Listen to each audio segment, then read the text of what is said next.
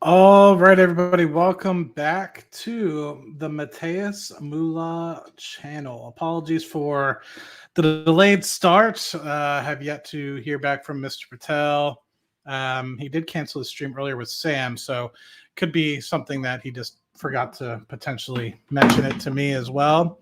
So wanted to at least still have a stream for you guys rather than cancel. I know some of you guys are waiting. We had like 35 people or so waiting in the other chat. So did not want to keep anybody waiting for longer than should have been.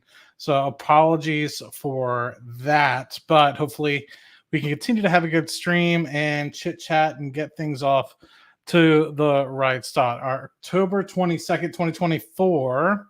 Appreciate everybody, the 19 or so of you guys being here already. Apple hanging out at $235, Amazon at $189.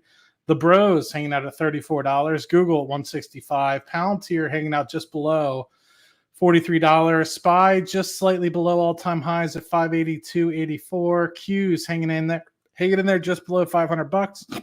Bitcoin retracing a little bit, $67,250. Oil hanging out about $72, and Henry Hub gas at about $2.25. Now, interesting times these days. No Cash Flow Chronicles intro because Chris hates us. But at the end of the day, just wanted to come on and hang out a little bit, whether it's a Q&A, whether I go into a little bit of a monologue.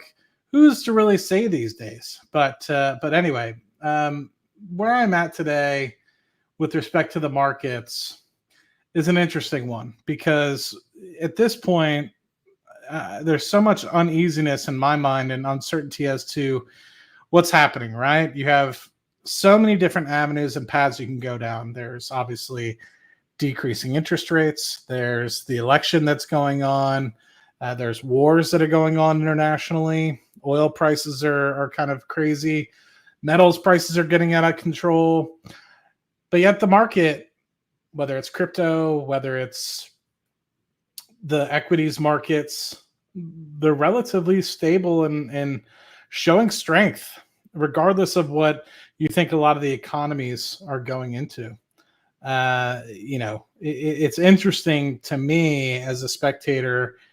I don't normally try to, what's the word I'm saying, or looking for, time the markets or anything like that. But at the same time, I recognize that I've always been somebody that's full port into the markets. I, generally speaking, don't hold a lot of cash.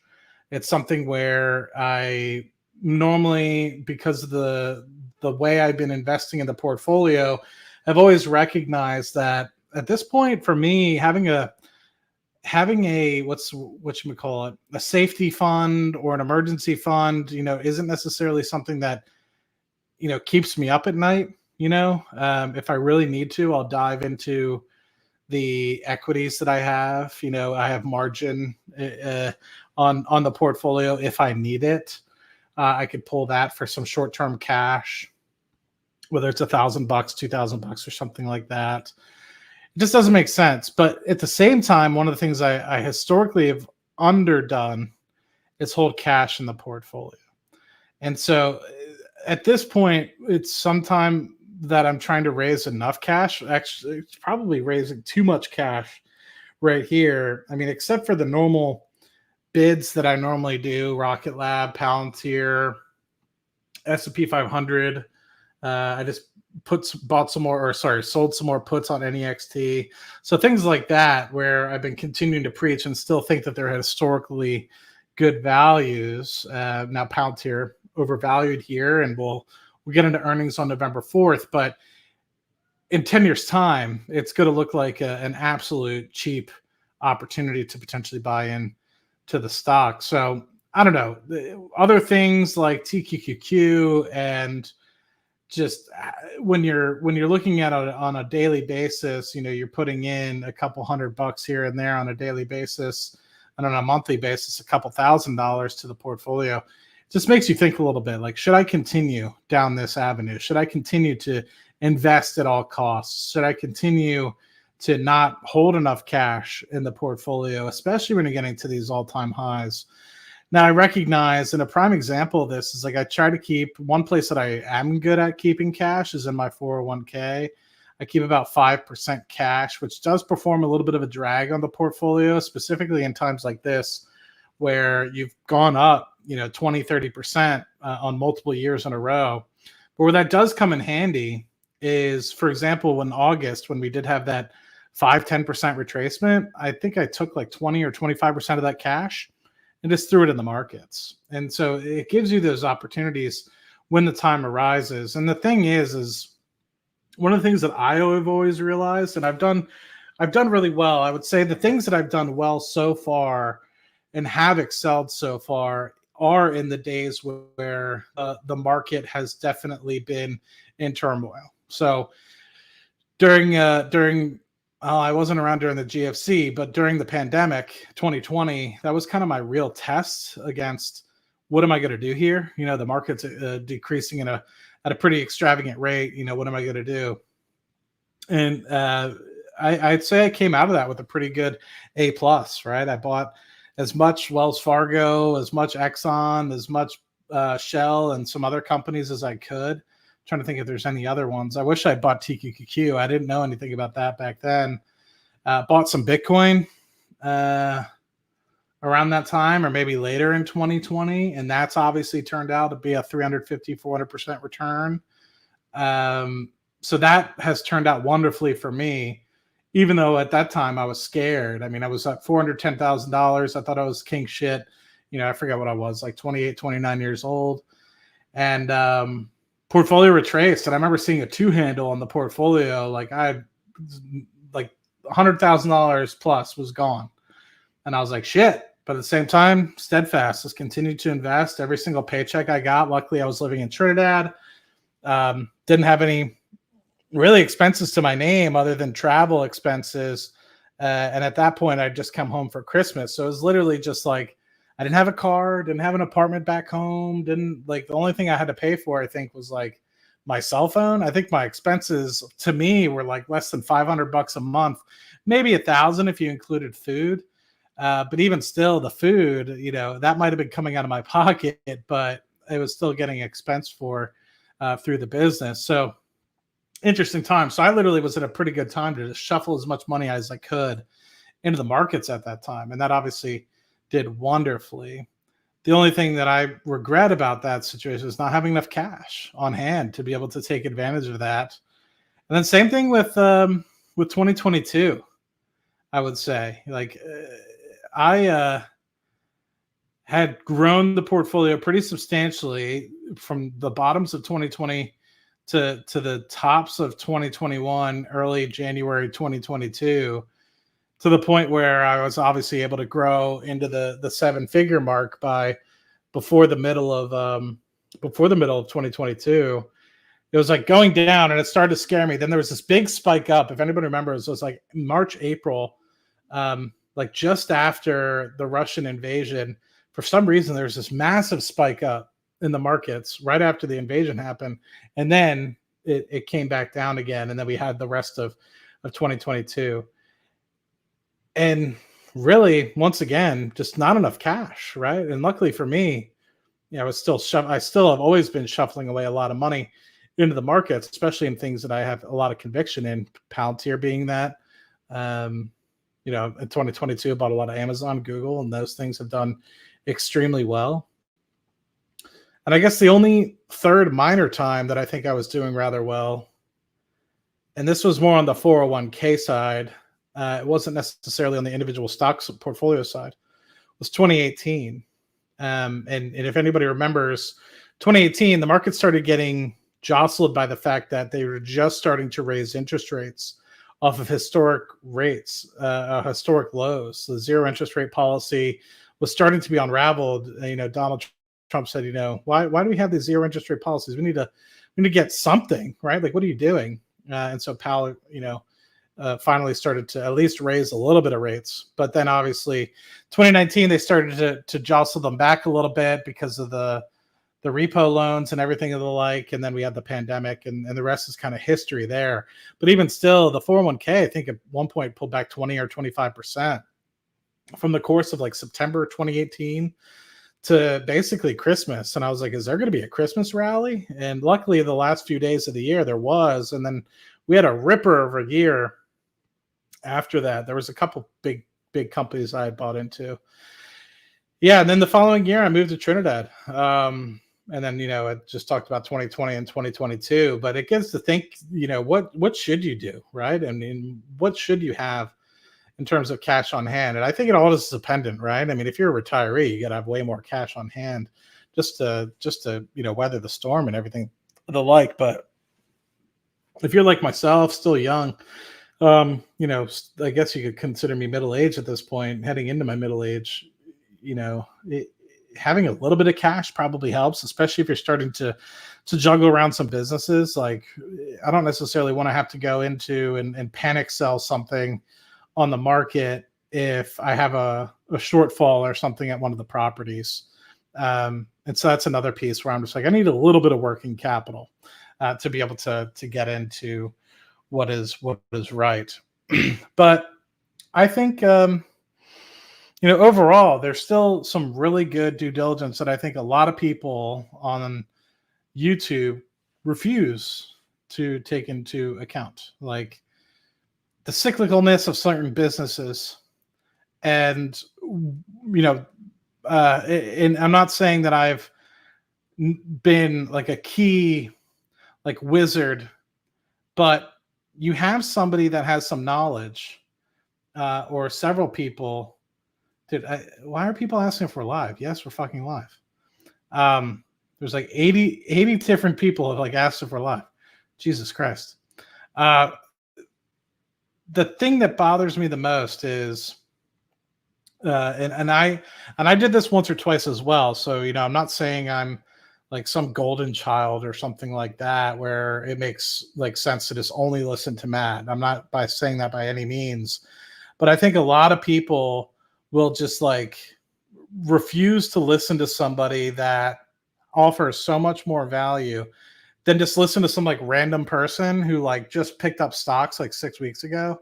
And they're just like, oh, this guy must mean the same amount. They're both on YouTube, right? They're both on YouTube. They're both presenting and they're both talking. So they both probably warrant the same value to listen to. And I encourage you guys to really think with your minds rather than be misguided by con men that are out there on the market and what you think might sound fancy or what, and there's an element to, and I'm not saying that don't listen to everybody, listen to everybody, but don't take it and run with it. Because the thing that bothers me the most is some people hear something, they think it sounds fancy, and it doesn't at all pertain to what their investment strategy is. And next thing you know, they're doing something. They're selling puts on something that they shouldn't be selling puts on. They're buying companies that don't make any sense. They're 85 years old and they have no money, but yet they should be potentially looking at dividend stocks or investing in treasury bonds, but here they are risking their money in penny stocks or something like that, just because Joe from Bill's stock account said it was a good idea. So it's interesting in that respect, that people continue to just like focus on the absolute wrong thing. And I'm not trying to pick any particular stocks or call anybody out, but something like Enphase, right? You have two very competent people that I'm just going to say have had experience in the markets, know what they're doing in the markets. And they said straight up, Enphase is not a company I would invest in. It's overvalued. You could wait a little bit for it to settle down. But yet I still see so many people diving with both feet in. And I'm not saying I hope you do poorly. I hope anybody that has invested in Enphase and has gotten somewhere, I hope in the next 2 to 3 years, I'm eating my words. But for me, I've done some looking. I didn't like the product. I didn't understand why it was valued way more than every other product out there in terms of a stock. And it just was priced for absolute perfection in a very cyclical world. And what do you do when you're investing in a cyclical company and it's very, very, very overvalued? It's interesting, right? Like people will, regardless, they just see hundreds of percents or thousands of percents in the last several years and continue to go after it, right? Now, I'm not saying that you shouldn't invest in companies like that. NVIDIA, for example, has continued to demonstrate value, continuing to demonstrate that they can grow, continuing to be in the medium. And at the same time, people will probably be like, well, Matt said don't invest in companies that are up 100 or 1,000% over the past 6 months or a year or whatever. And it's like you have to choose and like actually dive deep into the books. Like a key thing that I hope that people recognize here is if you have not or don't know how to read financial statements, balance sheets, income statements, cash flow statements, recognizing what the difference between GAAP and non-GAAP net income means, when a company's GAAP or non-GAAP income varies very drastically, to be able to go into the cash flow statement or at least listen to the earnings call or look through the earnings call to decipher what the difference is or what is being taken out. These are all very important things that will differentiate you from being some guy who is reliant upon listening to the YouTubers bang on the desks and say, my stock is better than Bill's. And it'll allow you to understand a little bit more personally, from my perspective, about can this be a decent investment or not? Now, it's not to say that a financial statement's the holy grail. And it goes back to, what always, I talk about, which is, understanding not only the financial statements, but also the key financial metrics for each particular industry that you're investing in. Because, you might have somebody look at realty income and, I haven't invested in realty income. I have a medium to long-term bearish view on it. So I've sold out of it a long time ago, but I used to have over 1,000 shares. It used to be a very large position of the portfolio. But I remember the first time, this was probably in I don't remember, 2015 or 2017 or something like that. And to me, realty income was trading at a huge discount. In fact, let's pull it up.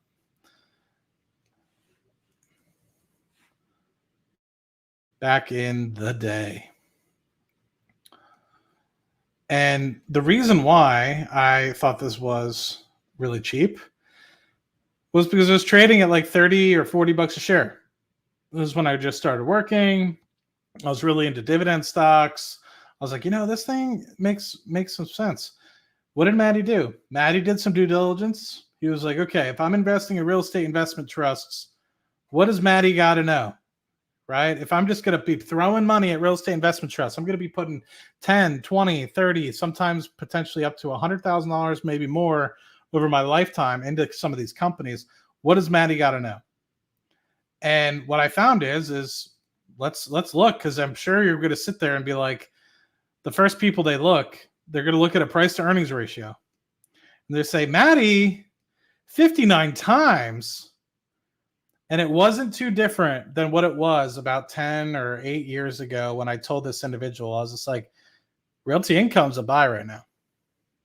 Now, a lot of you guys are probably saying, and I don't know exactly what it is today, but I would guarantee that realty income probably isn't that bad of a buy, especially in a decreasing rate environment.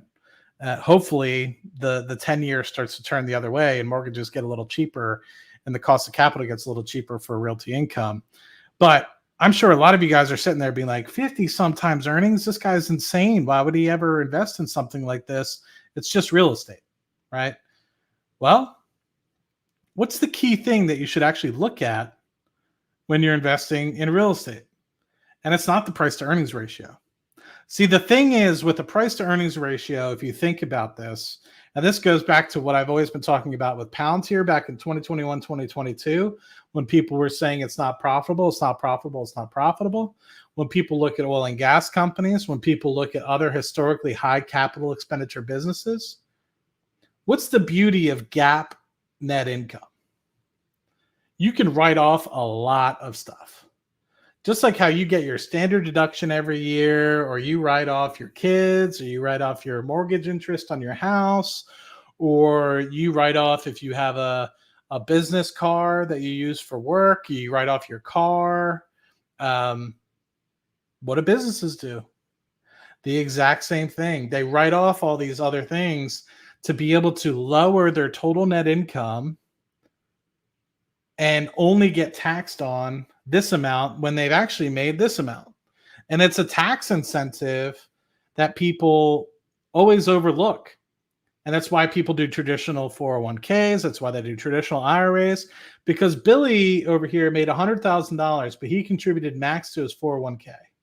So he put away $20,000 in 401k. Good for Billy. But that lowered Billy's taxable income from $100,000 to $80,000. So Billy's only getting taxed on this $80,000. But then you also have the standard tax deduction, if you guys remember that. And that gets you to like whatever, 50 some thousand dollars, something. So Billy's only getting taxed on 30 some grand, if you think about it, at the end of the day, due to the standard tax deduction, etc. Businesses are no different. Whether you're investing in real estate, cars, whether you're talking about oil and gas, real estate, exactly. So it's the same sort of thought. So what do you actually need to look at? Well, I'm not saying EBITDA is the perfect metric, but EBITDA at least gets you to understand from a capital expenditure business, SG&A perspective, before you start getting into depreciation and things of the like, you can at least start to understand what kind of the cash flow into the business looks like. Cash flow from operations. Now, that doesn't mean that that's the best thing to be looking at, because obviously you have cap expenditures, you have a bunch of other stuff, you have interest, depreciation, taxes, right? All that stuff is important to mention at the end of the day. But what I'm trying to say is people will look at realty income and say a price to earnings of 56. And in reality, they're supposed to look at price to funds from operation. What cash are they actually getting from their tenants, from their clients to rent these buildings out before they depreciate that based off the fact that they own 4,000 or 6,000, I forget how many different triple net lease sort of buildings. They take that income, they get a funds from operation, which normally speaking for realty income sits between 15 and 20 times earnings. Sorry, 15 to 20 times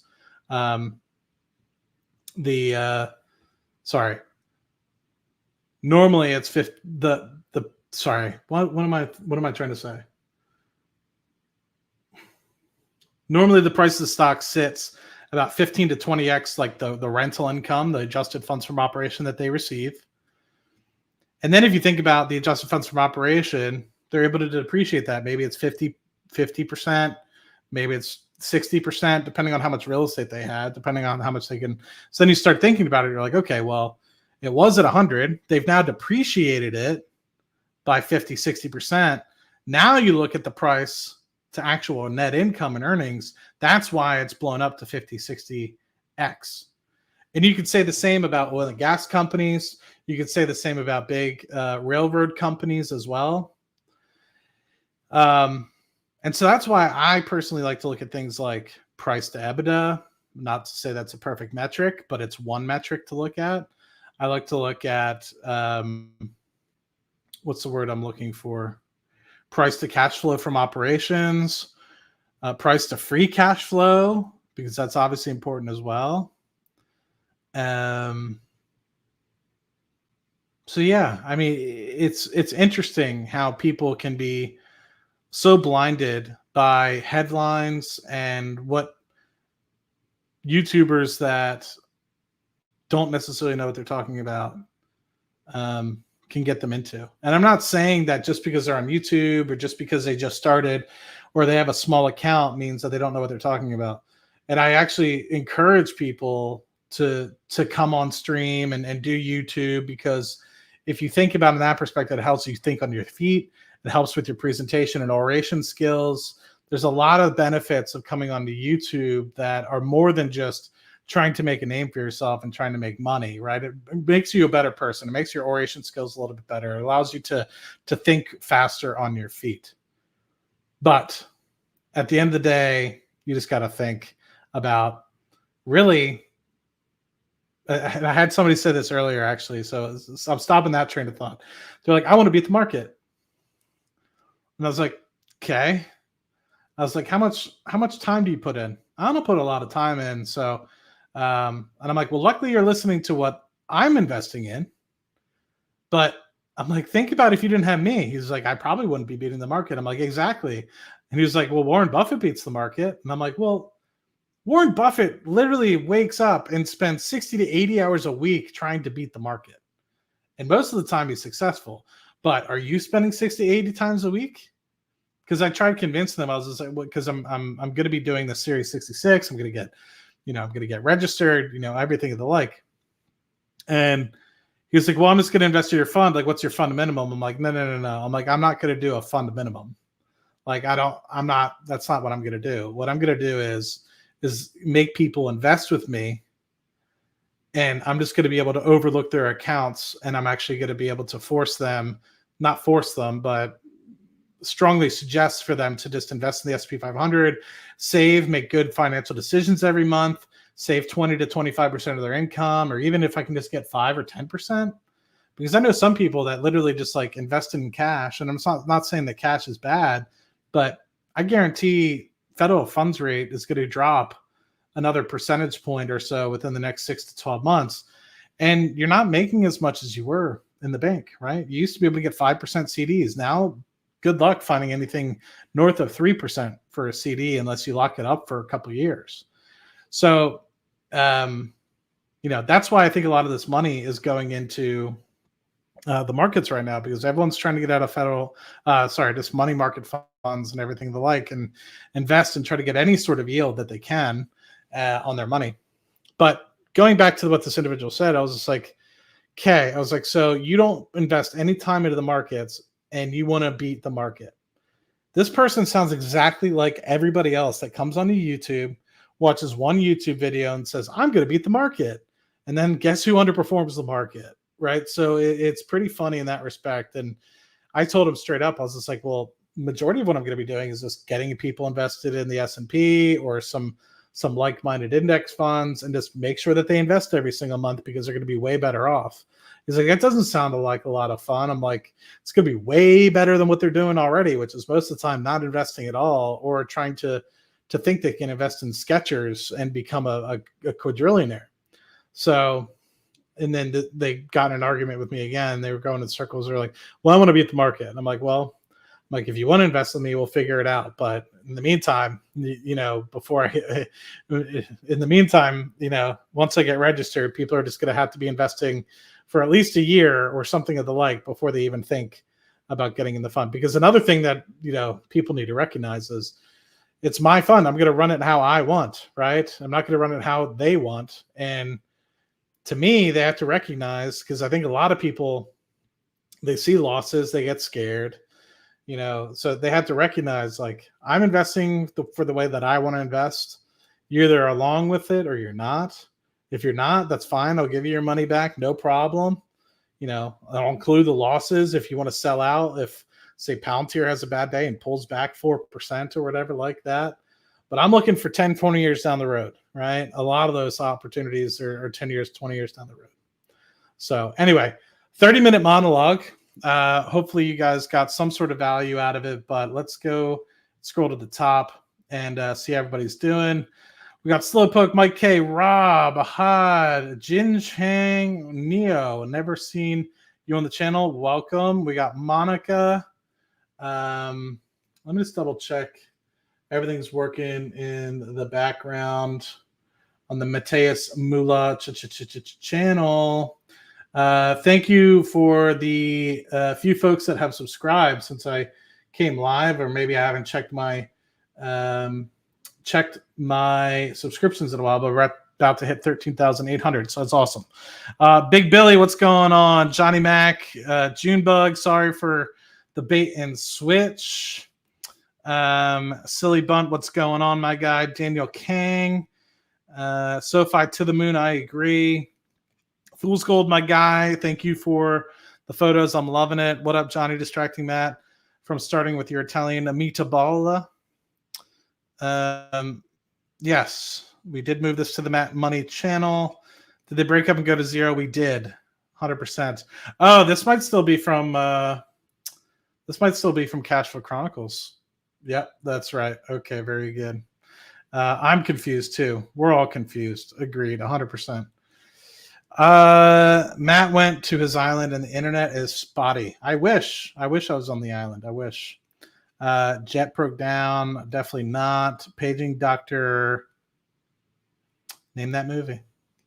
Lord G, don't let me hold you up from a good shower, my guy. Do we still get the Cash Flow Chronicles intro? No, it wouldn't feel right without Mr. Patel. 11 minutes late and $11 Rocket Lab. Heard it here first. I will be late for every dollar Rocket Lab goes up. Jay Gatsby, what's going on? AR Bomber, my guy, Michelle. What up, what up, what up? BlackRock increases position at Rocket Lab to over 5%. Released today. Heard it here first. Mike K, we are live, believe it or not. Long-time listener, first-time caller. Love that. Kev, what up, my guy? Congrats on all the hard work. You were the man, the myth, the legend. If you guys want, follow Hot Kev on X. Mike K, what's my number? Good question. Half speed for Hammered Matt. That's pretty funny. TQQQ is the same thing as Buttcorn. Yes. Rocket Lab bouncing around in the 11s. I think it could reach 14 by year's end. It's not going back down. Neutron first flight gets closer each week. Development costs will keep dropping. I don't think you're wrong, my man. It's going to be interesting to see once we get a little bit more news. It'll be fun. I'm not 100% certain when earnings are for Rocket Lab, but generally they are early in the second month of the quarter. So that means early November. And with that, or maybe it's going to be closer to mid-November. I'm trying to remember, but it's definitely in the second month of the quarter. The thing that's nice about Rocket Lab in the 3Q, at least what they provided to us last time, was they provided us a manifest. So if you think about what Rocket Lab is doing right now, they're planning 2025, right? And so with that, it makes sense that they would be focusing on and how many slots and how many clients, etc., will be showing up for 2025. Well, they're not going to show that at the fiscal year 2024 earnings, right? They're going to be more so focused on wrapping up 2024. They're about a month or 2 months out from starting 2025 and getting rockets into space, literally. So it makes sense for them to show their manifest in 3Q. So I'm excited to see what that looks like. I'm curious to see if they give an update on how many future flights they'll have. We were supposed to have a flight on Saturday this past week on the 19th. That got delayed. I have yet to hear about a reschedule, but I'm hoping and fingers crossed that continues.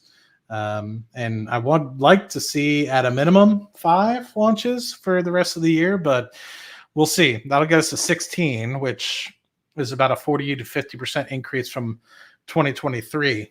But I would like to see way more cadence.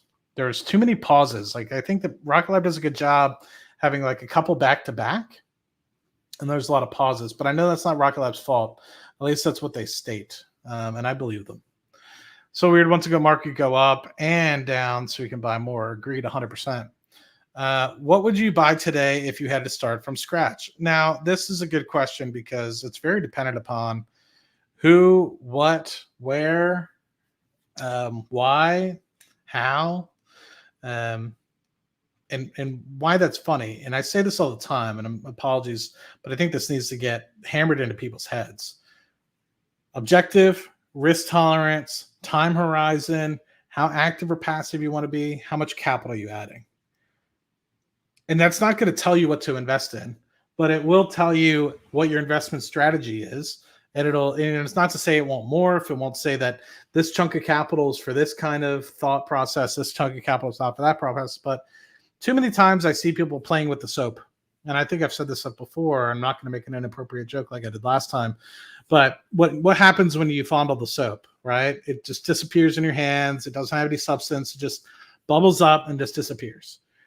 The thought process is if you were to actually have some rigor, you have something to fall back on. So somebody says, dude, I have this like foolproof way to use options, and I know you've never done it before and you have no idea what I'm talking about, but you're going to be able to 20x your money, man. I promise. Sound familiar? Like, it's pretty interesting how people continue to fall for that. And they're like, I need to learn options. It's like, well, and then not only that, but it's like, I need to learn stocks. It's the same exact statement. It's even worse because say you need to know stocks and learn stocks. It's like stocks can go up, down, or sideways, right? And you can buy stocks, which means you want it to go up. You could sell stocks, which means you think you're going to lock in some profit, or you could short stocks, which means you think the stock's going to go down. There's only really 3 things that you can do with stocks versus options. You could literally do a trillion different things. You could put on a million different legs here, there, that way, sideways. There's literally no limits. And so when you're saying like, I need to learn options, you're literally sitting there being like, what type, why, right? Are you looking for insurance, hedging, leverage? There's literally a trillion different avenues they can go off. And the problem is that most people don't know, what exactly they want. They just want to make money. And that's not, unfortunately, the way, right? You need to kind of think about it from a very strategic lens, and focus on it, very, very careful with it. Don't lose money. That's rule number 1, as Warren Buffett always says. So, think about that, man. Like, literally, I urge you, like, pause this video. And I say this to people all the time, especially coworkers that come up to me. Because on this show, I'm like trying to entertain, I'm trying to have a good conversation, etc. I'm a little bit more blunt in person when somebody's like, tell me how to make money. And I'm like, get a pen and paper out. Like, let's go through this. Boom, boom, boom, boom, boom. What 5 things are there, right? Like, what are you doing? And people are always like, what should I invest in? And the first question I always ask, and this is probably why I only have 14,000 subscribers rather than 100,000 subscribers, is I'm like, well, what time horizon you got? They're like, just tell me what stock funny, man. Like, and I'm like, dude, like, somebody tells me like I need the money in 6 months. My sister asked me this the other day, and I try to say the same exact thing to my sister as I say to all you guys, right? She got some windfall from something. She was just like, well, I'm thinking like Bitcoin, like, you think Bitcoin's going to go up, right? And I'm like, I do think Bitcoin's going to go up. I think the next 6 to 9 months for Bitcoin is going to be absolutely phenomenal. She's like, well, I trust you. Like, you've been right on a lot of things. You've done Rocket Lab, Palantir. You know what you're doing. You look at this stuff. It's your hobby. And I'm like, I agree. If you had a huge portfolio and a plethora of different things and money to use, if you wanted to use it, in 6 months' time, I'd say put some into Bitcoin, right? Put all of it into Bitcoin. And this is a small portion, right, of her entire portfolio, I'm saying, to put into Bitcoin, not full port Bitcoin. But I said, when do you need this money? She said, well, I'd like it in 6 months. I said, don't do it. She's like, what do you mean? That doesn't make any sense. And I'm like, well, you think it could go up, right? Yeah, I think it could go up. You think it's going to go up? Yeah, okay. Well, how would you feel if in 6 months' time it's 20 to 30% less? I'd feel really bad. I'm like, okay. So what if you could guarantee that it's 4 or 5% more in 6 months to a year, instead of not knowing if it's going to be up 20, 30% or down 20, 30%? Well, I really want the money in 6 months, so it'd probably be better just to invest it in something where I get a couple percent points, but not risk it. Like, okay. Sounds pretty fucking wise, right? I mean, like, think through your decisions, right? And I think a lot of people don't, and that's the problem. So whenever you get a chunk of money, you want to invest it, have an exit plan. Don't just like blindly throw it in the markets, because if you blindly throw it in, it's not going to have any attention. It's not going to have a plan. It's not going to have focus. And how is somebody supposed to work? How is something supposed to work in the way that you want it to without a plan, strategy, or any sort of framework? And that's the thought process, right? I mean, to me, after 10 years of being able to just like focus and like hone in on a strategy, it seems simple. But are we alive? Philosophical question. Are we live? Are we living? Are we breathing? Are we SpongeBob? Are we actually underwater? So anyway, just food for thought there. Thank you for the 13,800th person that just followed or subscribed, whatever it is. But I can't hit it home enough. Like, so many people are like squirrels. They say, "Oh, somebody just sold a put on Enphase. I should be doing that." It's like, if you did that, this is what happened to you, right? And I'm not trying to be mean to the people that just did it, but so many people I've known over the past 2 years, back in 2022 or 2023, when it was getting to 150 a share, mid 2023, I said, I'm not touching it with a 10-foot pole. I don't like it. You don't have to swing at everything. And a lot of people swung. A lot of people continue to swing. And I hope for the best for you guys. I really do. More wrenches in AutoZone. Yeah, last time I was live, I think I went a little bit crazy. Just, people that I've seen before. Just wanted to give them the wrenches, 30 and wake up, my guy. What is going on? Especially in an environment where one political candidate isn't fond of alternative sources of energy. Thoughts there. Picked up a few RKLB shares. Our average cost basis was below $6. I actually did the same yesterday. I was like, you know what? I was like, what if I did some mental math. I forget what it was. It was in my Roth or something like that.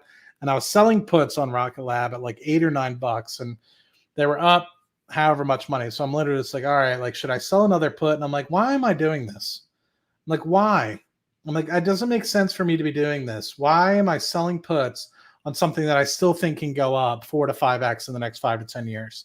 I was like, I'm literally trying to make pennies today in hopes that I can buy shares tomorrow. I was like, it doesn't make any sense. So I was like, even if it's $11, it was like 1092 or something like that.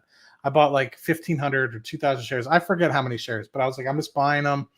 And so my cost basis in my Roth is like a little bit over $6, but my overall cost basis is in the 5s.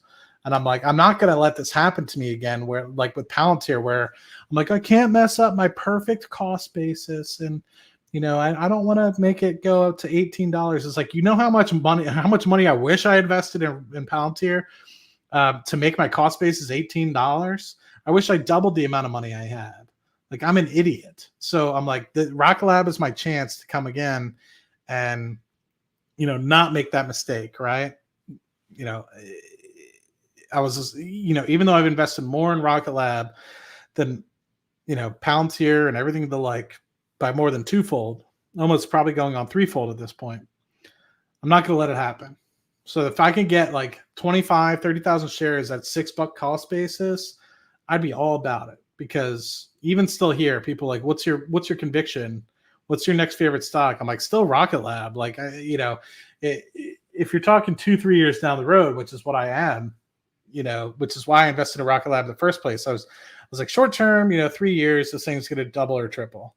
Granted, this wasn't back in 2021. 2021, it was like, let me test this speculative bet. And as it's de-risked itself, I've gone more and more full port, right? I tested the theory. I dabbled, right? I didn't necessarily go both feet in.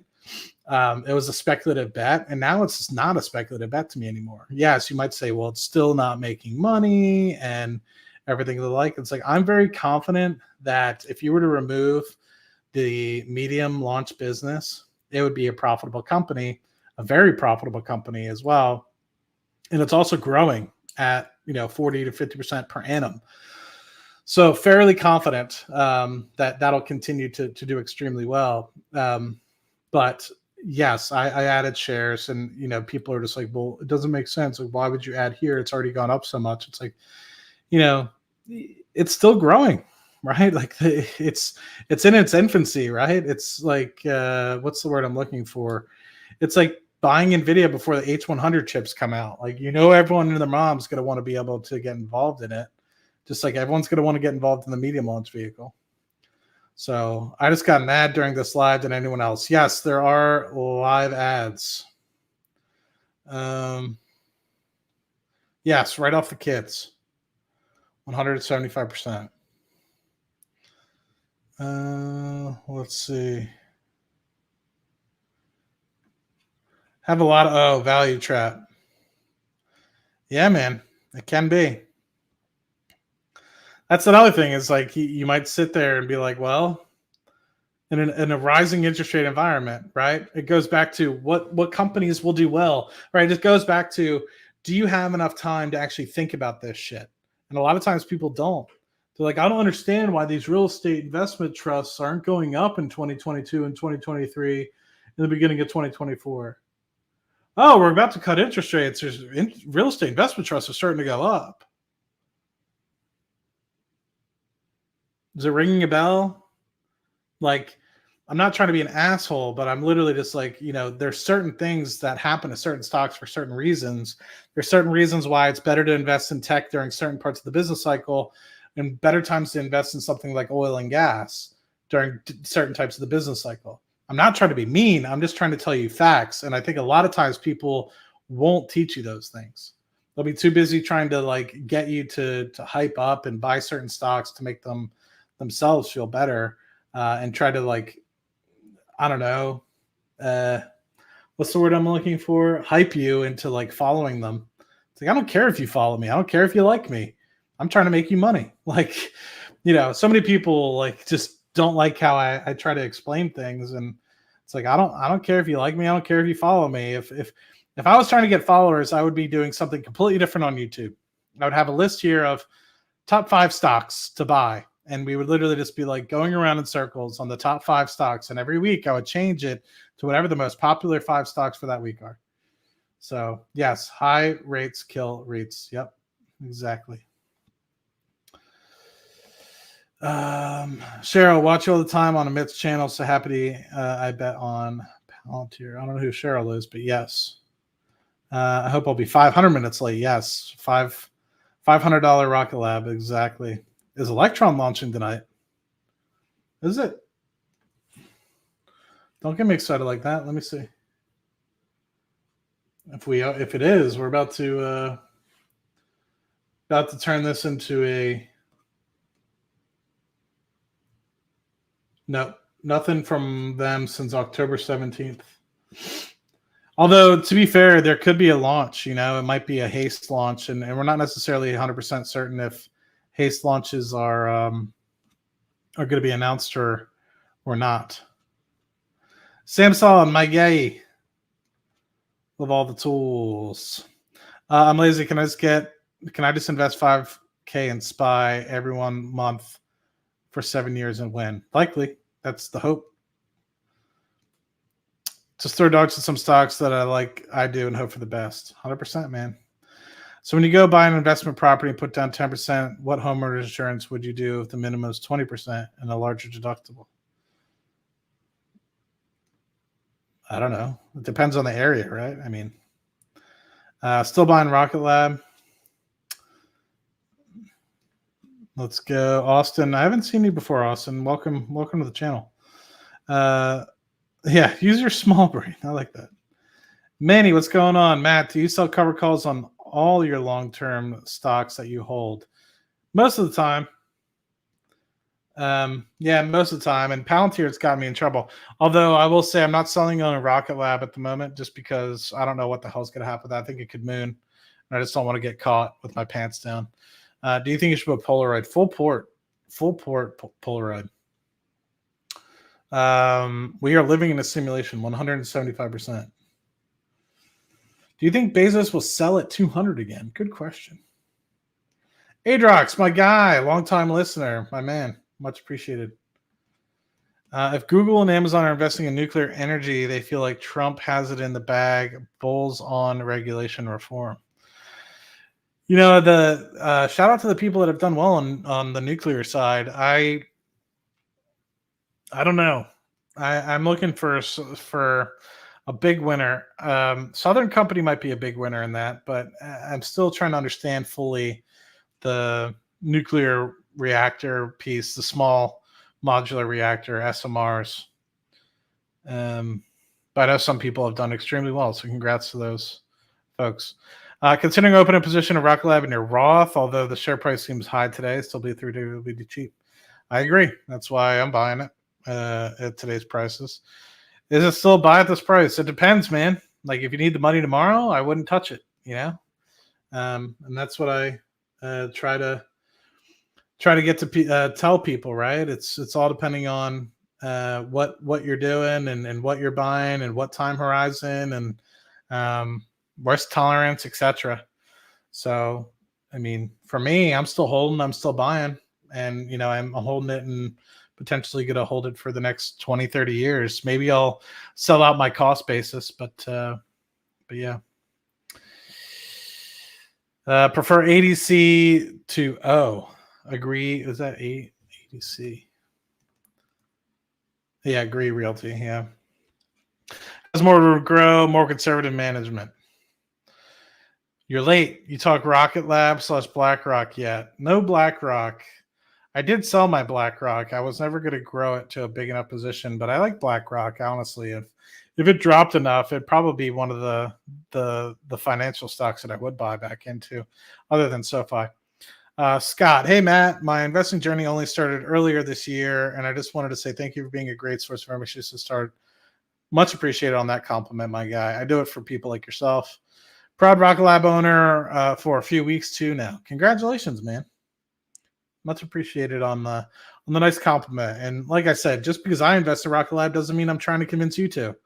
Right? Just like this other gentleman right up here. Is it still a buy? I said, what's your time horizon? If you're buying it to make money for tomorrow, I wouldn't do it. You know, it could go down.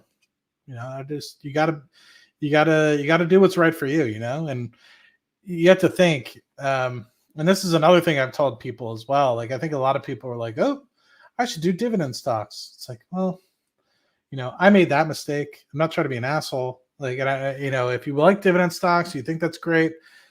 You know, I like them too. And to an extent, I still eventually want to get back there. But for me, it just doesn't make sense when you have opportunities like Palantir, Rocket Lab.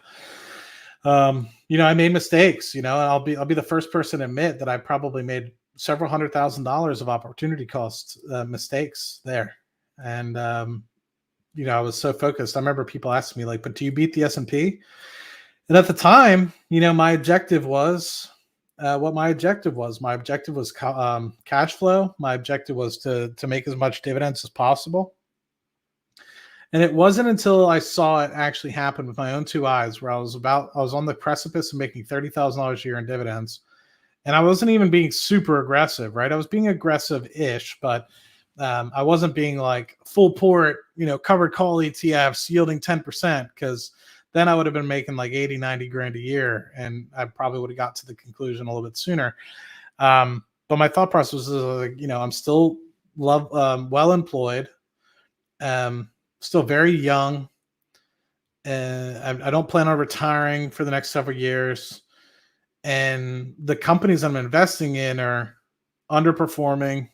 Not to say that they're bad companies. They're great money. They're great places to put capital if you've already made a lot of money. I'm still trying to grow to an 8-figure sort of net worth.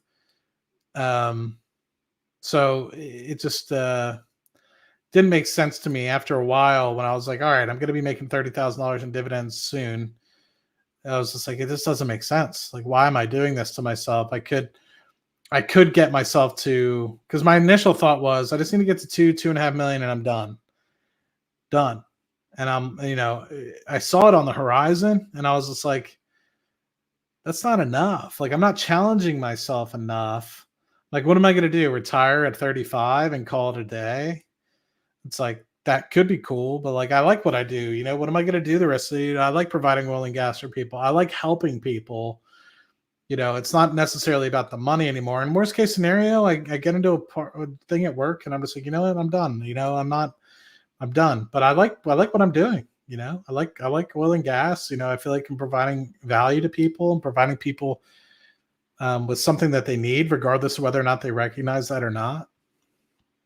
So I just like had a heart to heart with myself, and I was like, it's, at the time, I think it was like 30, 31. And I was like, I'm not going to retire, in 4 to 5 years. If I do retire, it's going to be something else. I'm going to need a lot of capital to do what I want to do.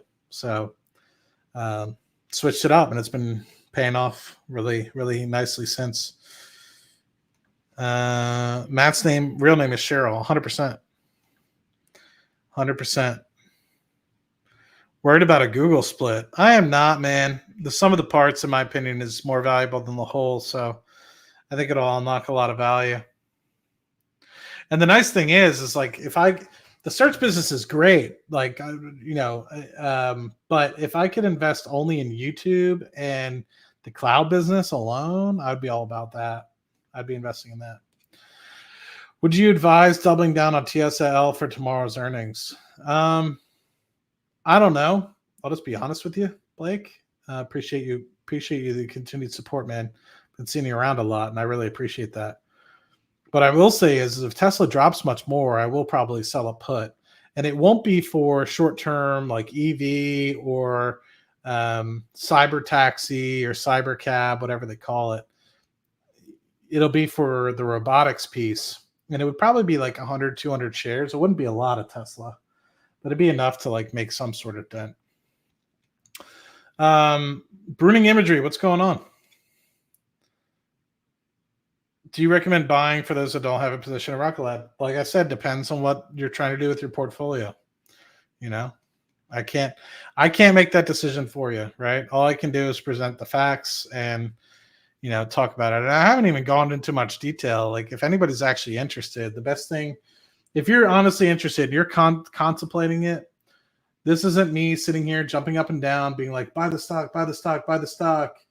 This is like a good old, and once again, you're gonna have to do your due diligence, right? I'm not just gonna like spoon feed it to you, like a lot of people will try to do. Like you got to do some work with this one, but this is probably the best video I've made on RKLB, and it might not be the most organized, but it's literally me talking for an hour straight about the benefits and the specific parts of RKLB and everything the like. So Matt, on the stock you're selling, are you leaving it as cash or allocating it somewhere while you wait? Asking since I'm finding stocks to buy.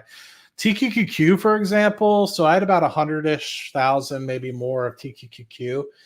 And I was thinking, I was just like, you know what? It's going to run. But TQQQ is designed to go up really quickly and also down very quickly. So my thought process is there's going to be something within, we're kind of at all-time highs. It's getting peaky. We're slowing down a little bit. Like, we've pulled back. I don't know. I just have a feeling that, we might get to 6,000 on the SPY or the S&P, and that would be pretty cool. But to me, I just think that we're slowing down a little bit, and I think that there's more downside risk than there is upside opportunity. And so I took some of that money, and what I'm going to do with the TQQQ money is I'm going to sell. I'm keeping half of it as cash, and I might invest half of it in the SPY, to be honest. But my thought process is keep a lot of it as cash. I have a feeling we're going to pull back a little bit. So I'm not saying I'm going to try to find the bottom of TQQQ. I'm not the best at finding bottoms and tops. I'm down, opportunity cost wise, 5 to 10 grand because I sold my TQQQ too early. Right. But what I can think is, I think what we will have is a large pullback at some point, and TQQQ will be back in the 50s. So if I locked in at $70 my earnings, and I buy back in the low 50s, or I'm sitting there and because I wasn't adding to my TQQQ position, right? I was only holding it. So my thought process is if I have it in cash and I'm still having, enough money and generating through the TQQQ, I could eventually look back and be like, okay, I had 100 grand in TQQQ. Let me reinvest that 100 grand that I had allocated, and it's going to be at a lower cost basis, right? Because this thing is going to pull back at some point.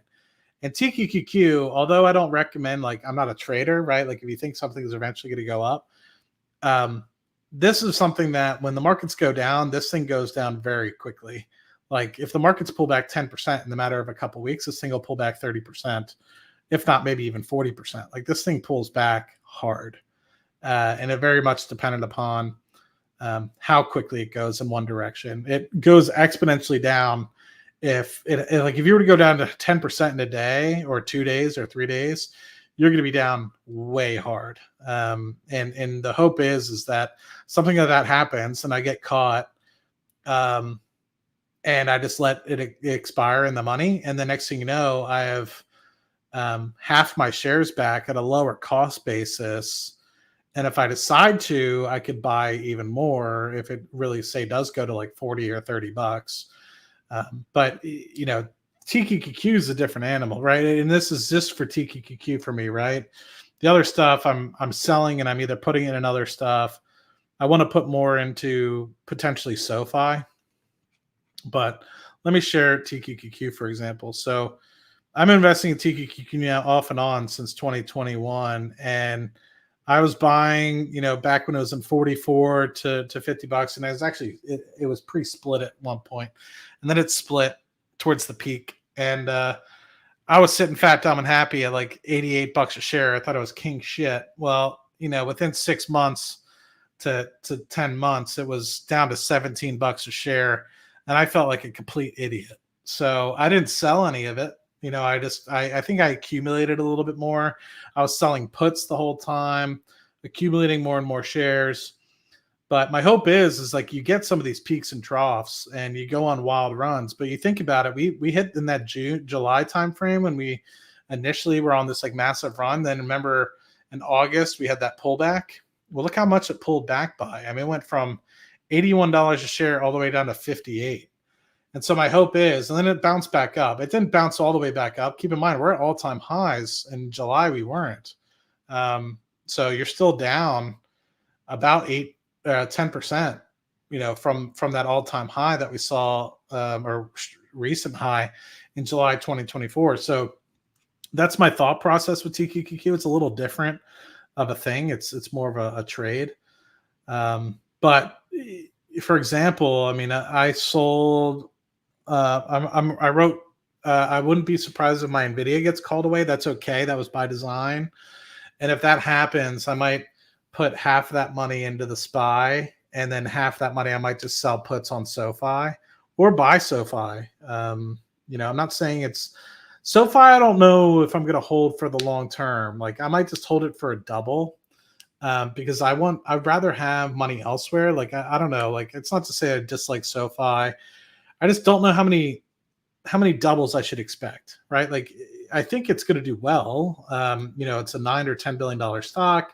Do I think it could go to 20 to 30 billion? Yes. But do I think it's going to compete with JP Morgan to get to $400 billion and be a 40X from here? I don't. So you kind of have to think. And it's the same reason why, in 2023 or late 2022, I sold Pepsi. I love Pepsi. The stock is great. It was providing great dividends, but it was one of the last dividend stocks that I sold. And it made me sad because obviously I was up a good chunk of change on it. But I was like, okay, it was like 180 bucks or something. I'd seen it run to 190. I didn't sell it at the peak. And I was sitting there. I was just like, is this money better invested in the SPY, Google? I forget what I sold it for, but and I'm sure if you go through the catalog of videos, you can find it. But I was just like, I don't see it tripling from here. So I was like, why have my money in Pepsi when I'm looking for something in the next 5 to 10 years that could triple? And to be honest, it could have been something like me selling for Pepsi for Rocket Lab or something like that. It could have been very early stages and me really starting to invest heavily into Rocket Lab. And so, made good money, right? Because if you look at Pepsi right now, I'm not saying Pepsi's a bad stock. It's just dependent upon what you're trying to do with your portfolio. But let me share Pepsi right now. And it hasn't moved since I sold it. So I don't remember when I sold it. I think, I remember hitting this 190. So I think I sold it in the latter half of 2023 in like this time period, I want to say September, August. And I remember it going down. I thought I was king shit. I was like, man, did I time that well? Well, it's been hanging out. It's not to say it's a bad stock. It yields well. They're doing okay. But at the same time, I think the price to earnings had shot up. And I was like, this is just overvalued. I was just like, there's other things in the market that if I'm going to be buying, I'd rather do it. So, what about McDonald's? I haven't done enough due diligence on McDonald's. How old am I? I am 33.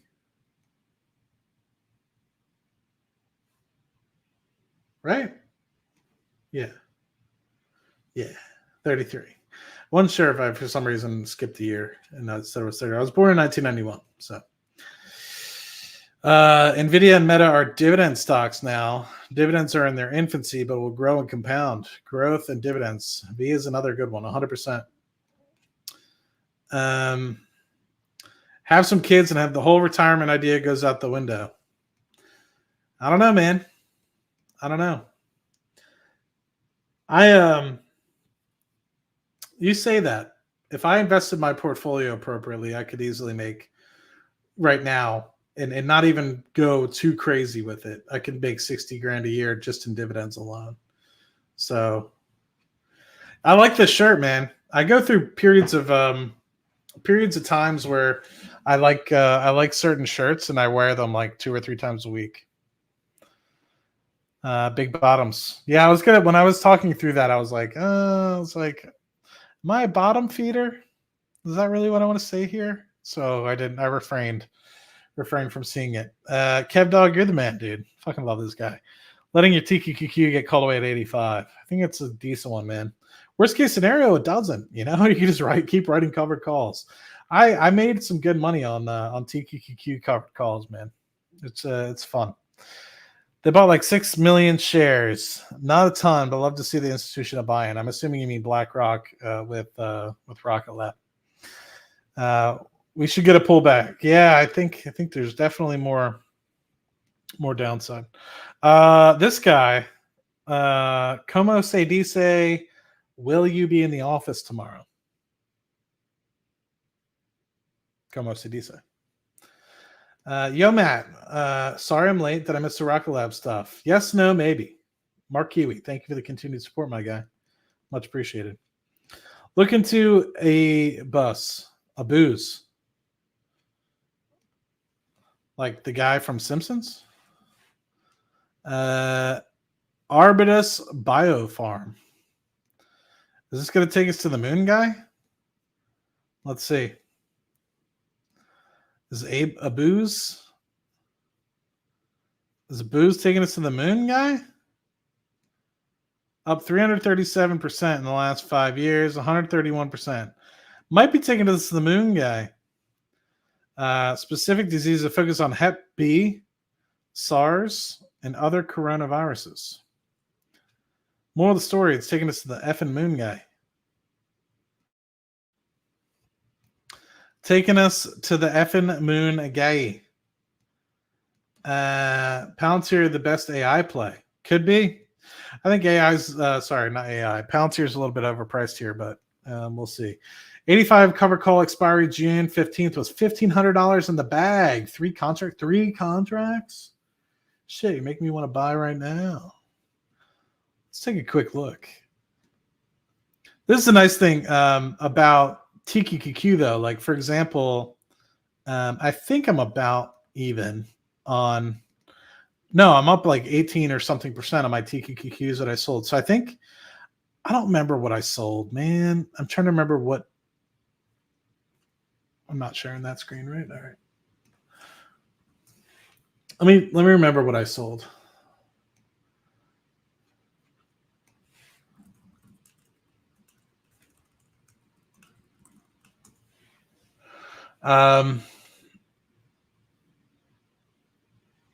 Okay, it scared me for a second. I thought it said I was sharing this screen.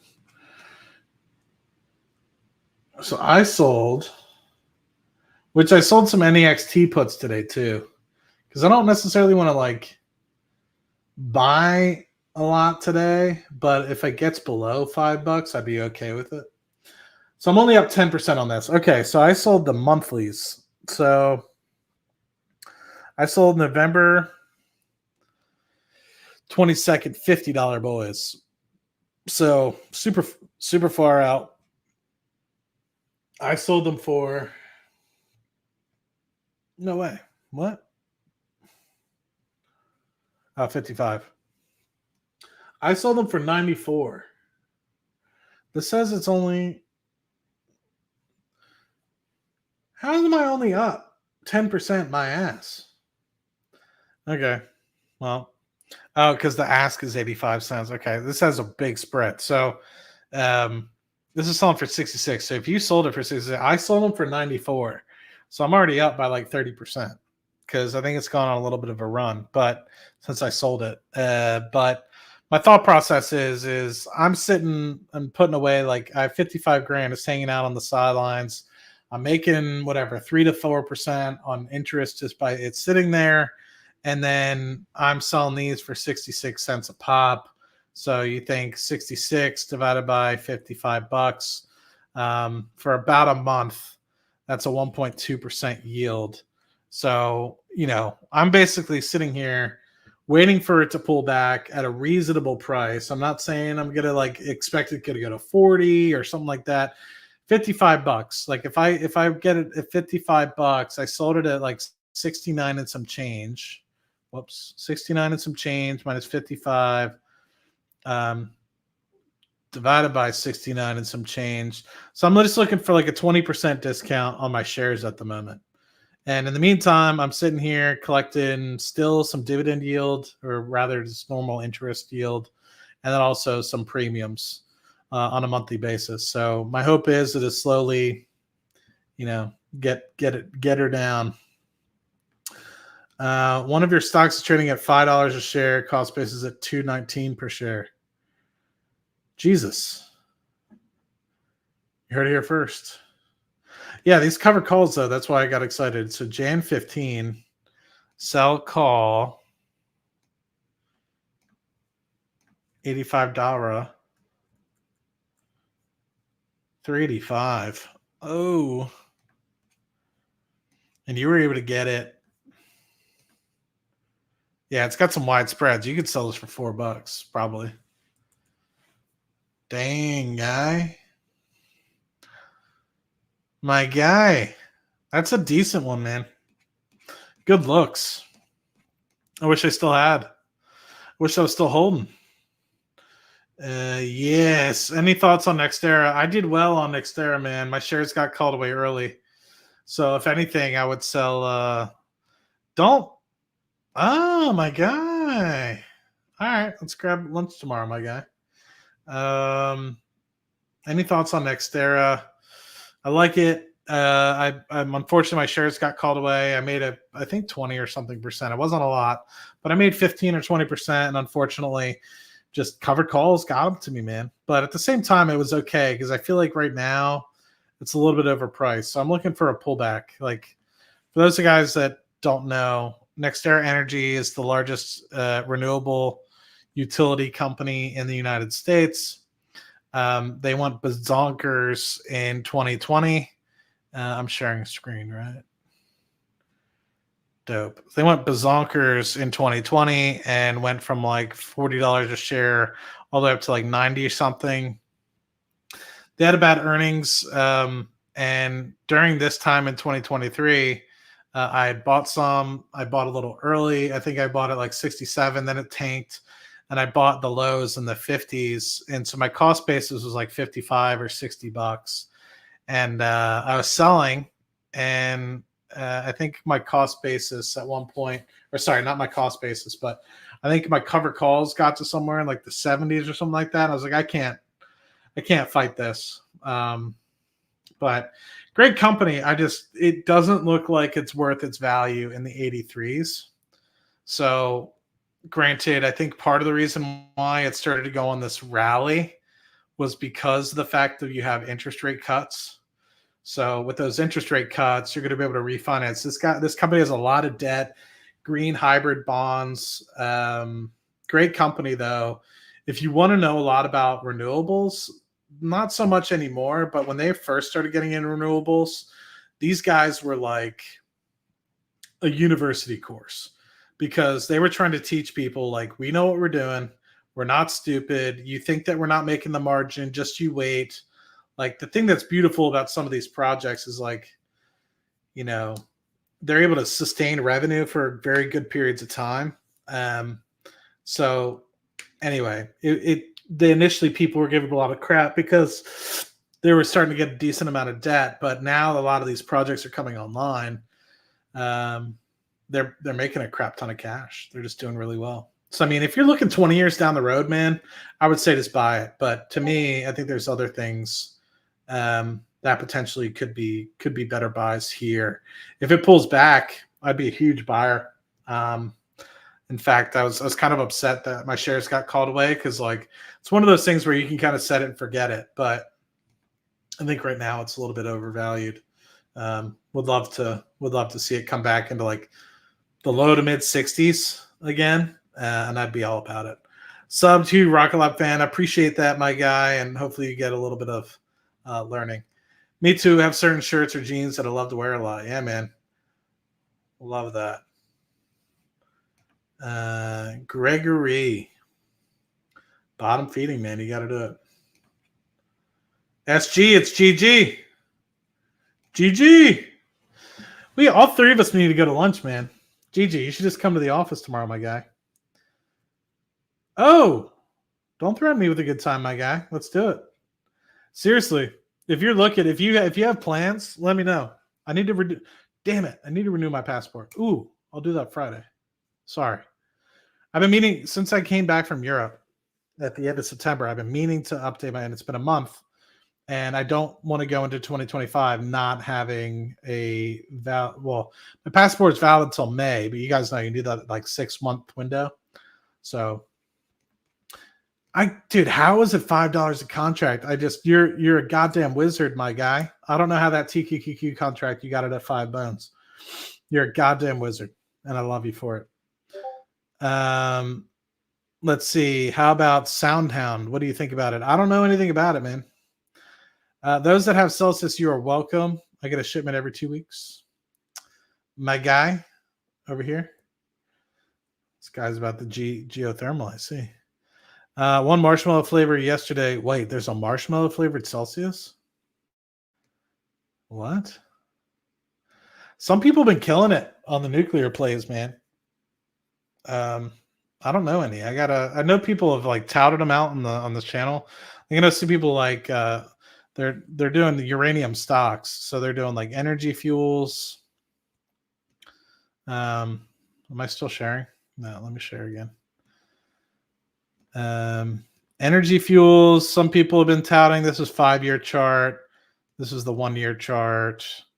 I've had UEC on the channel in the past, Uranium Energy Company. These guys have done well-ish. I think I had them on the channel in 2021, 2022. So they're up a good chunk of change back then. And then I know that I did something on UROY as well, Uranium Royalty Company. And these guys just have like land. What else is there? I feel like there was another uranium company. I've had a few. I've had a few on the channel. So their CEOs sometimes will reach out and be like, hey, can we come on the channel? And I'll talk to anybody. Do renewables take longer to get a return than oil and gas? Or maybe it's dependent on the situation. Yes and no. So it depends. The oil and gas can be extremely unprofitable. You know, it depends how remote, how expensive, what type of environment. And then same thing with renewables, right? Like the thing that's nice about renewables is generally speaking, it's more predictable.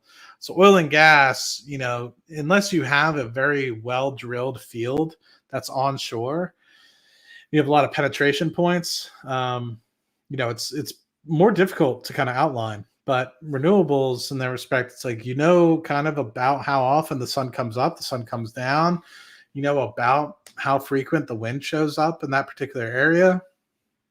So you can kind of get an idea as to, and generally the costs are a little bit more predictable. That said, excuse me, the big problem with a lot of these these things is they're cyclical still. So renewables isn't necessarily as cyclical as, say, oil and gas, but there can still be, what I mean by cyclical is like there's huge inflation spikes. So what ended up happening in 2020, 2021 is everybody and their mother, specifically anybody that has invested in by BlackRock, Vanguard, State Street, PNC, and a few other large banks, they were pushing the ESG. And at the time, they were saying, like, you need to get your carbon footprint down. You need to go full port renewables. And so the pendulum swung 180 degrees to a different direction. And so anybody and their mom was trying to get involved in renewables. What happens when everybody runs and demands the same thing?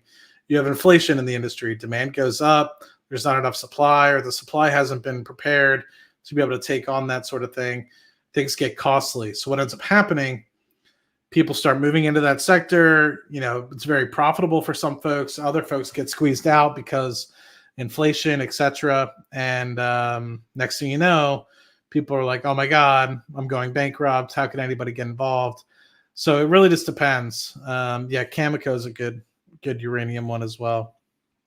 So I'm not saying it's bad. I think what you have seen and observed is a couple things. You've seen the cost for solar panels and the efficiency. The cost to create solar panels has come down drastically, as well as the efficiency of solar panels. So what do I mean by that? So what people will do is they'll make like 250 watt solar panels, and creating a 250 watt solar panel used to be, let's just say, $100. Actually, what's a better term?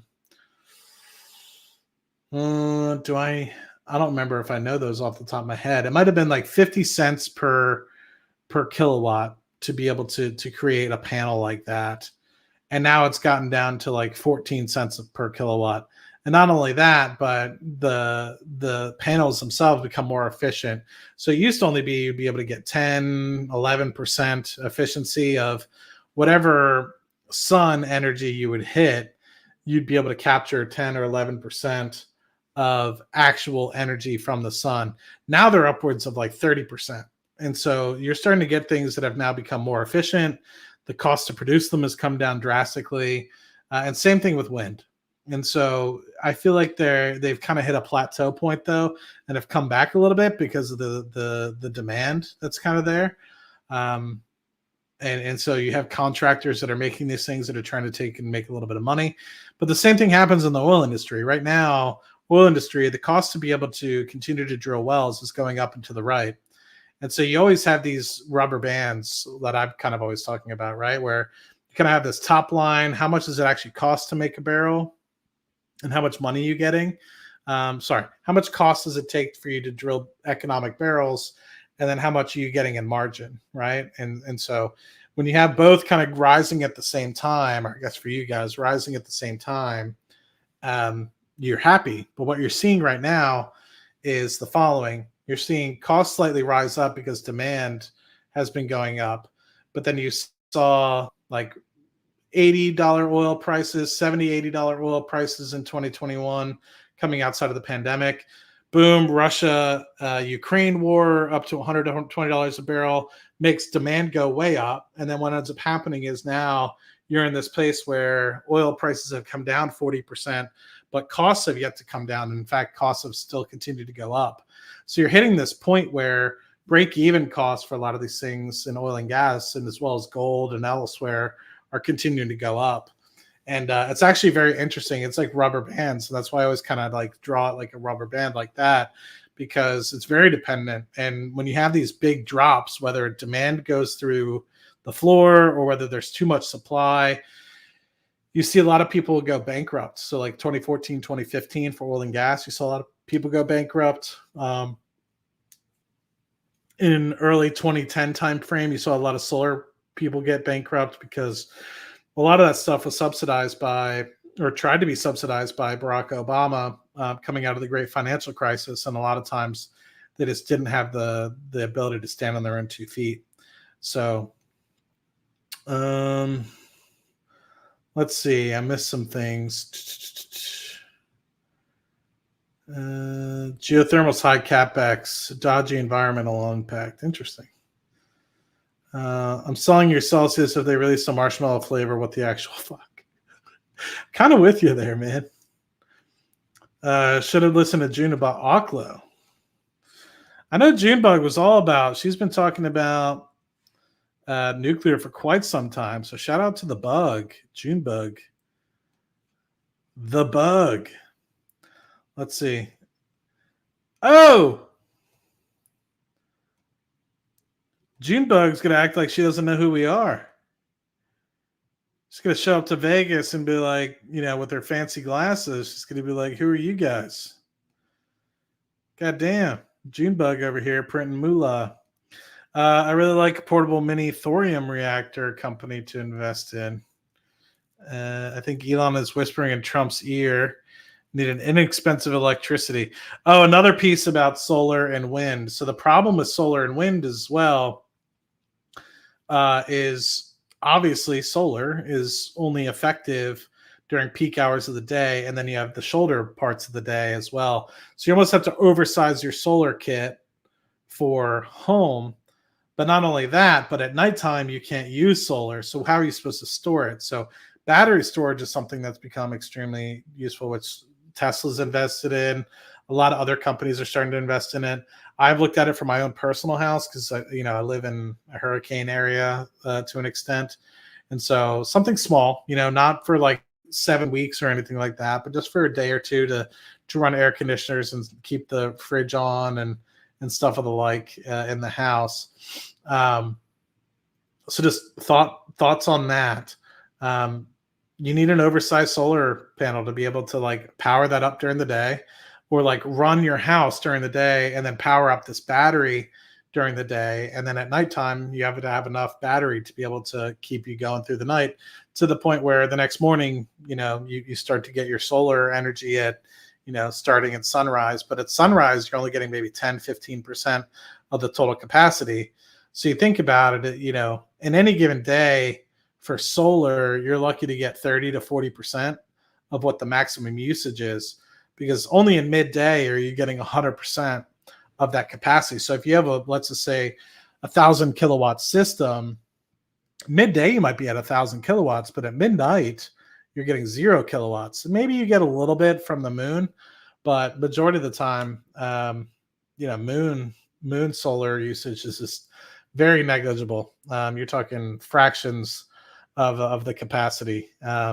So there's that piece. So in order to do that, if you're using, let's just say 20 kilowatts a day, 20 kilowatt hours a day, I mean, you're going to need a pretty decently sized system,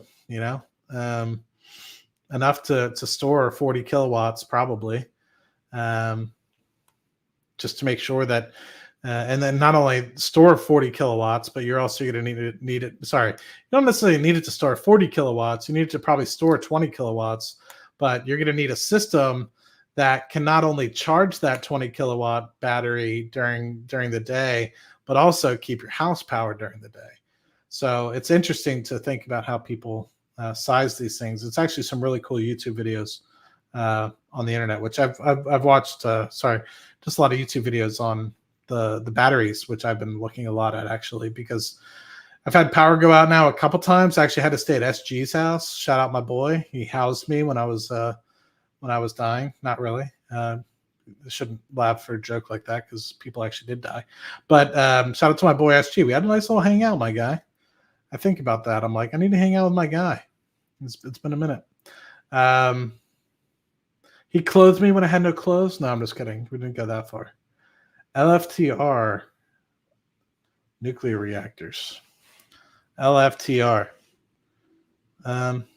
Nothing on LFTR. At least on Robinhood.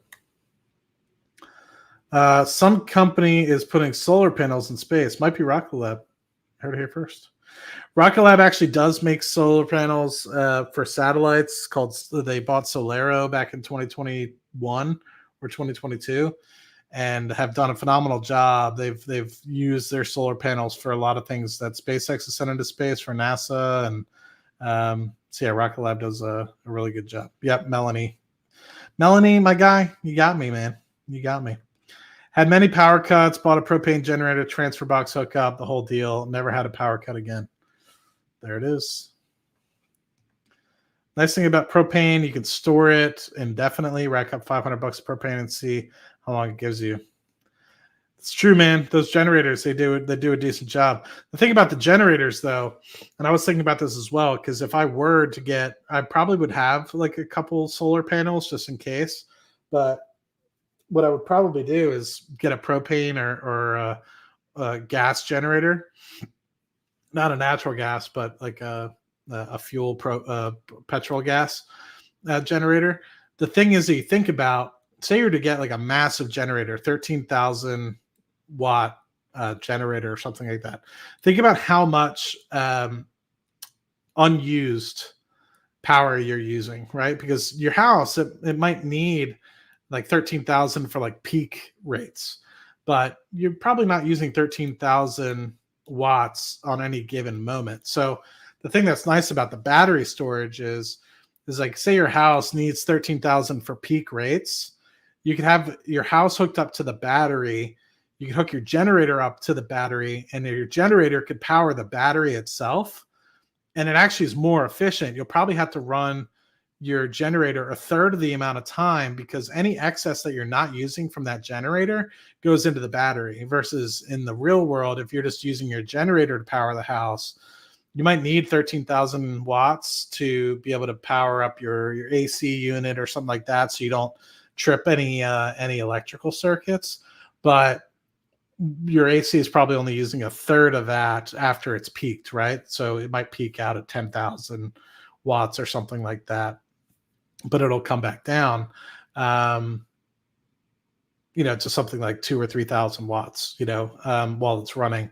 So it's interesting how people can kind of think about that perspective, because my mom got the 13 kilowatt hour generator, Generac, that runs off the propane, but it's like the house doesn't need 13 kilowatts, it needs a fraction of that, right? You think about it, if it's running 13 kilowatts for an entire day, that's what, like if you needed it to run for an entire day, 13 times 24, yeah, there's not that much power. Like, it's insane, right? So yeah, I just think it's pretty funny, the generators that I see people get these days, but they're wasting so much of that energy just because it just goes off into heat and the ether, The cap lock is from Rocket Lab, not mine. Exactly. You heard it here first. Yeah, exactly. Yeah, Melanie's a good one. Best digital banking stock. I don't know. I really don't know. That's a FinTech Weekly question, and but I do like SoFi. Yeah, hot June, man. She doesn't need us. Did June even come over from the other channel? She just gave up. She was like, "Oh, if it's not on Cashflow Chronicles, I'm done," and just left. She can be pretty picky. She wants a schedule and everything. 5 kilowatts is plenty. There you go. She hates us, man. She hates us. We were supposed to do this live at Chris. Chris did eventually message me. He said he had a work call, so unfortunately he wasn't able to make it. Rocket Lab makes solar panels, but I think he was referring to Aetherflux. It's a company that co-founder of Robinhood joined recently. Interesting. Well, anyway, people are starting to dwindle off. I do appreciate everybody joining. If you haven't already, and you're probably wondering why, if you're not so familiar with it already, as to why you're not able to chat in the chat box, because you need to subscribe. So there's a little box below on this side to hit subscribe. You don't need to become a member, although I appreciate any donations that people give by becoming a member. I don't expect anything. One last thing, because I have yet to share this recently. I shared it a little bit last week, but feel free, if you guys are interested, to become a Patreon once again. Yeah, she was here in the beginning, and then she only likes Chris or Mitt. She doesn't really like me. She'll take any chance she can get to get away from me. I get it. So yeah, if you guys are interested, join the Patreon. Like I said, it's not an obligation. All that money just gets reinvested back into the portfolio. Francisco, you're the man. Is now a good entry point for Celsius. I personally am starting to look at it and sell puts on it, with the anticipation that while I'm selling puts, I can almost wait to get a little bit of premium in the meantime, and then let it expire in the money, get those shares once I see a turnaround. But I'm underwater on some of those puts, so I should have waited a little bit. But my hope is, I trim it back a little bit. But my hope is if I can get anything below $40, $50 a share, when it kind of comes back out of the rebound, I'll be happy. I'm not expecting it to go back to $100 or something like that, but I do expect it to do well in the next 5 to 10 years.